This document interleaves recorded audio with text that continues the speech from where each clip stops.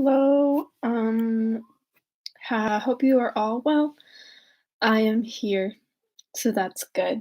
Had a nice Easter brunch with just my family today. Starting to go a little bit, I don't know. I'm not gonna say crazy because it's not crazy. It's just like depression hours here. It's depression hours here. Um, so I went on a drive this morning. I drove to the beach and then I drove back. And that was better. Oh, sorry. But now I'm here doing this with all of you. It'll be a good time. Um yeah, so that's what no, I didn't really say anything that I've been up to. I've been procrastinating. Super fun. It is better work than, having to do a bunch of math problems or something. But it's still work and I still will avoid it at all costs. Family and I played Monopoly for the first time in a while last night, and that was very interesting. I got out very quickly. Well, not very quickly. I stayed in there for a while, but then my brother smoked us all. Um, okay, so yesterday in the Age of Innocence, yes. So Newland was like, maybe Ellen went to her grandmother's house. Maybe she's there. So he goes to the house where he thinks that she'll be at, and he like pulls up at the front door and nobody's there, and he's like, there's a parasol in that, like, whatever, it's not a gondola. Gabizo. Gazebo. um, there's a parasol in that gazebo. And I was just trying to think of how I said it originally. Okay, anyways. And I think it's Ellen's, and he goes over there and he's like kissing the parasol, and then this girl comes up and she's like, hey, what's up? That's my parasol. And he's like, oh shit, you not Ellen. But then the girl's like, yeah, Ellen said she couldn't come today. She said she was in Boston. Yeah, don't talk to me, John. Ellen said she can come today. She said she went to Boston, and Archer's like, I suddenly am also going to Boston. Hello. Where in Boston is she? And they're like, Parker House. But yeah, and he's like, cool. So I'm gonna go to Boston and I will see you later, because I did not really care about anyone else in this house except for Ellen, because I'm really sad. And married to the wrong woman. So let's do it. Let's do it. Yes, Boston, you say? Boston, where I happen to be going tomorrow. Archer's got problems. Okay. The Age of Innocence, Chapter 23. The next morning, when Archer got out of the Fall River train, he emerged upon a streaming midsummer Boston. The streets near the station were full of the smell of beer and coffee and decaying fruit, and a shirt-sleeved populace moved through them with the intimate abandon of boarders going down the passage to the bathroom. Archer found a cab and drove to the Somerset Club for breakfast. Even the fashionable quarters had the air of untidy domesticity to which no excessive heat ever degrades the European cities. Caretakers in calico lounged on the doorsteps of the wealthy, and the common looked like a pleasure ground on the morrow of a Masonic picnic. If Archer had tried to imagine Ellen Olenska in improbable scenes, he could not have called up any into which it was more difficult to fit her than this heat-prostrated and deserted Boston. He breakfasted with appetite and method, beginning with a slice of melon and studying a morning paper while he waited for his toast and scrambled eggs. A new sense of energy and activity had possessed him, ever since he had announced to May the night before that he had business in Boston, and should take the Fall River boat that night and go on to New York the following evening. It had always been understood that he would return to town early in the week, and when he got back from his expedition to Portsmouth, a letter from the office, which fate had conspicuously placed on a corner of the hall table, sufficed to justify his sudden change of plan. He was even ashamed of the ease with which the whole thing had been done. It reminded him for an uncomfortable moment of Lawrence Lefferts's masterly contrivances for securing his freedom. But this did not trouble him, for he was not in an analytic mood. After breakfast, he smoked a cigarette and glanced over the commercial advertiser.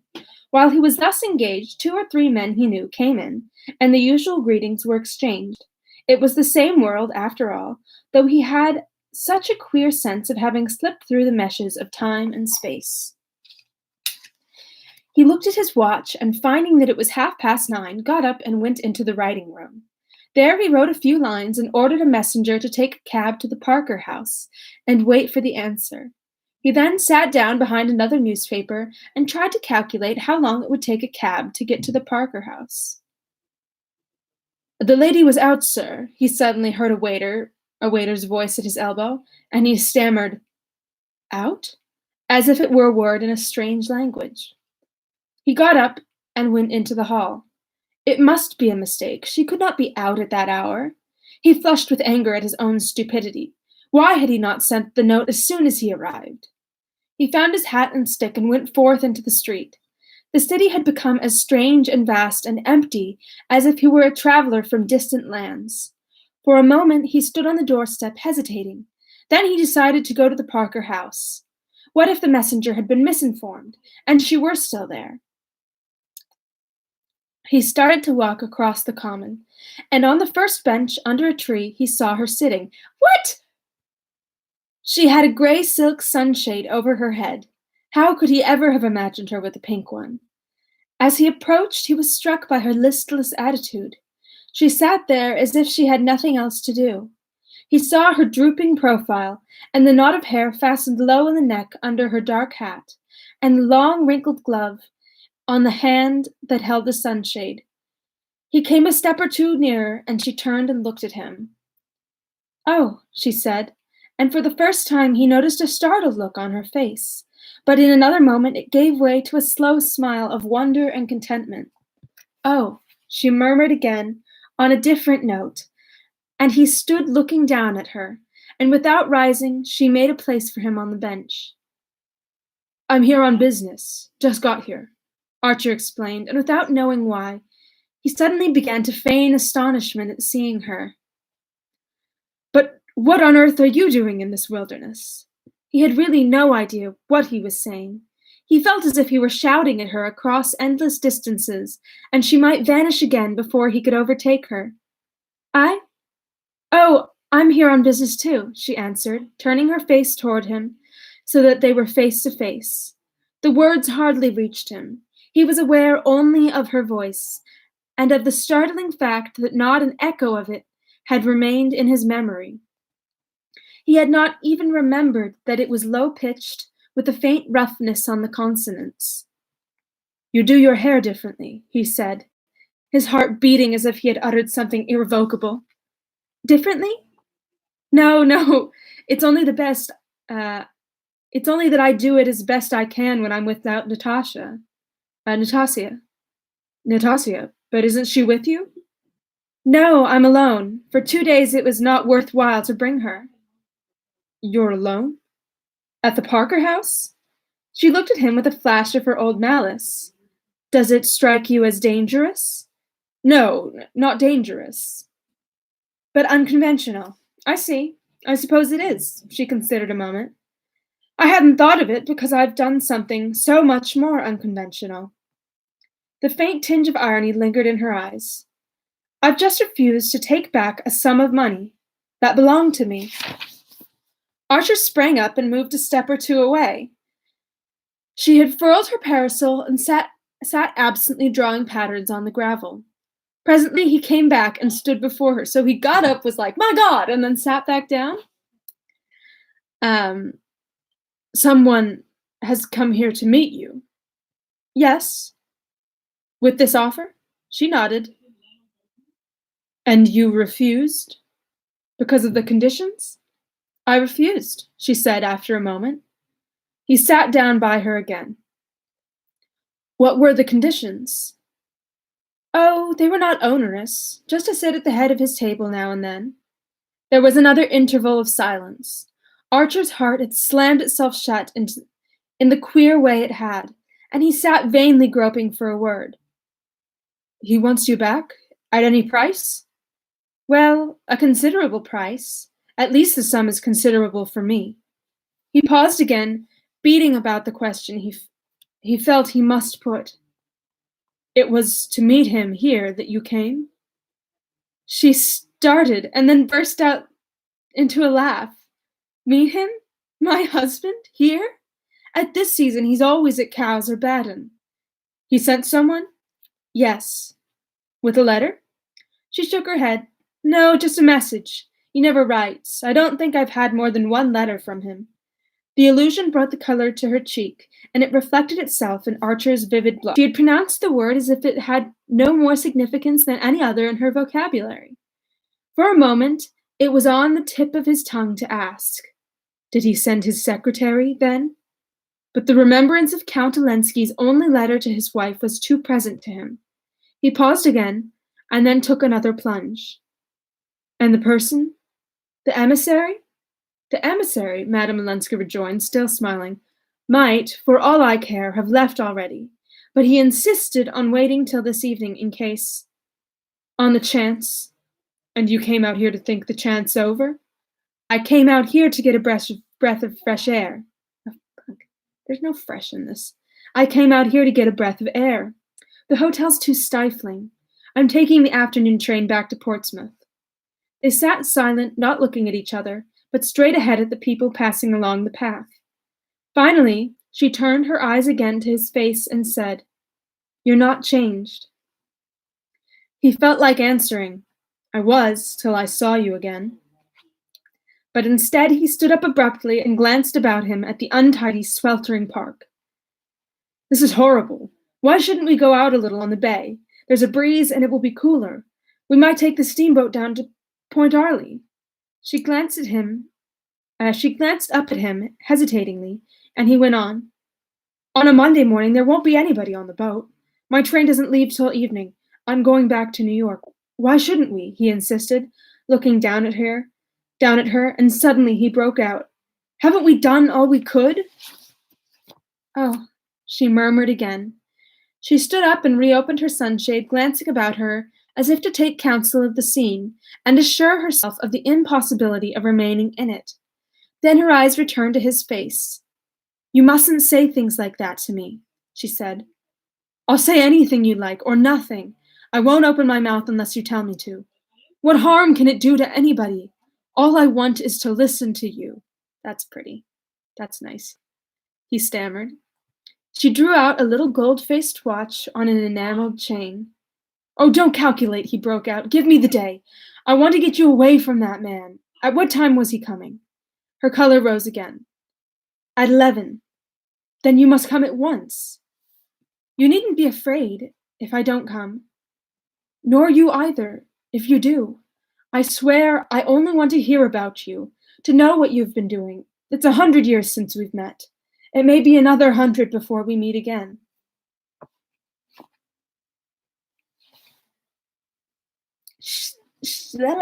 She still wavered, her anxious eyes on his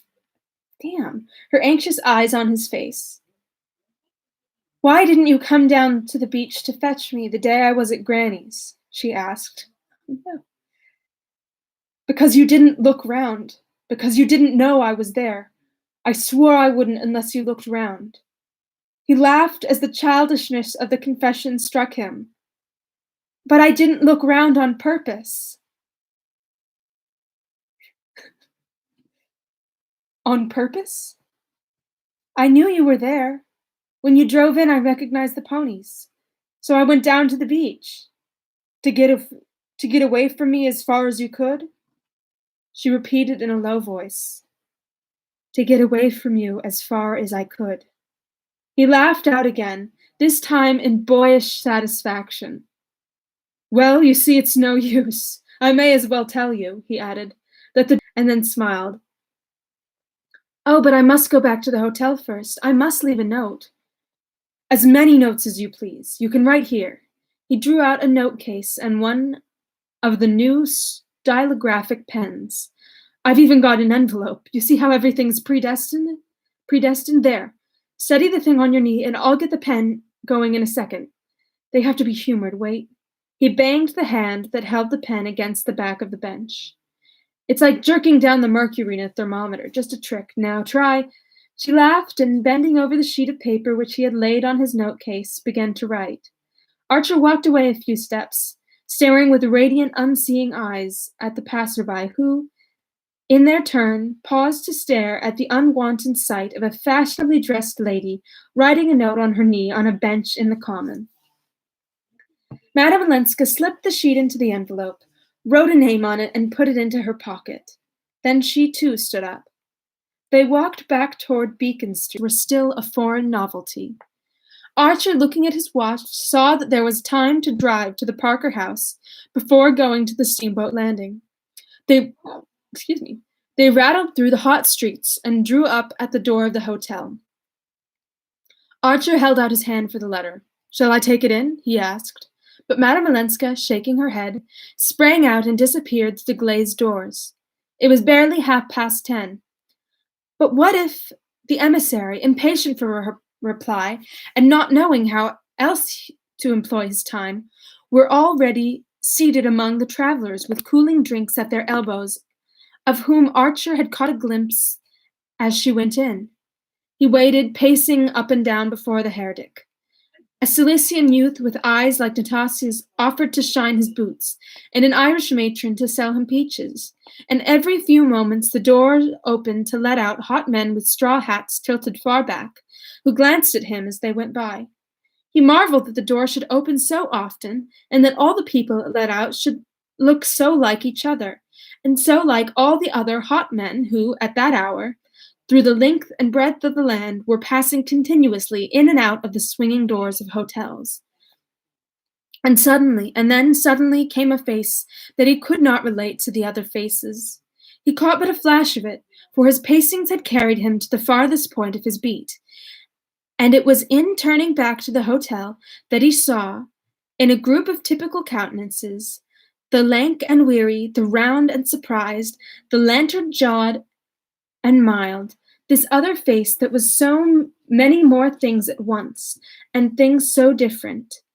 It was that of a young man, pale too, and half extinguished by the heat, or worry, or both, but somehow quicker, vivider, more conscious, or perhaps seeming so because he was so different.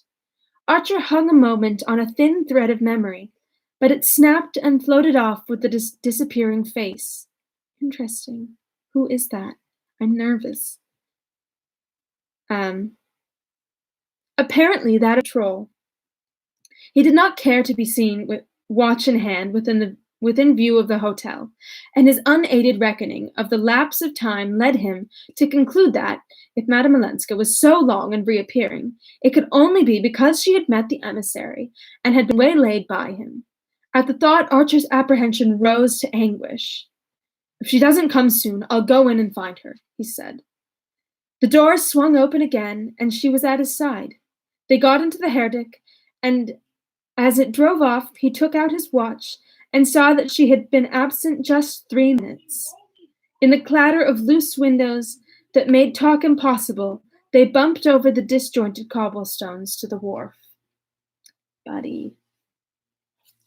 Seated side by side on a bench of the half-empty boat, they found that they had hardly anything to say to each other, or rather, that what they had to say communicated itself best in the blessed silence of their release and their isolation.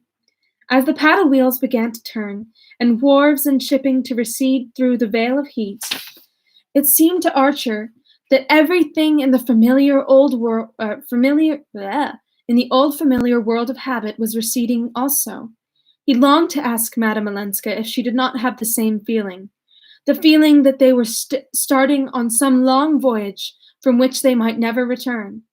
But he was afraid to say it, or anything else that might disturb the delicate balance of her trust in him. In reality, he had no wish to betray that trust. There had been days and nights when the memory of their kiss had burned and burned on his lips. The day before, even, on the drive to Portsmouth, the thought of her had run through him like fire. But now that she was beside him, and they were drifting forth into this unknown world, they seemed to have reached the kind of deeper nearness that a touch may sunder. As the boat left the harbor and turned seaward, a breeze stirred about them, and the bay broke up into long, ruffled waters and distant promontories with lighthouses in the sun. Madame Olenska, leaning back against the boat rail, drank in the coolness between parted lips. She had wound a long veil about her hat, but it left her face uncovered, and Archer was struck by the tranquil gaiety of her expression.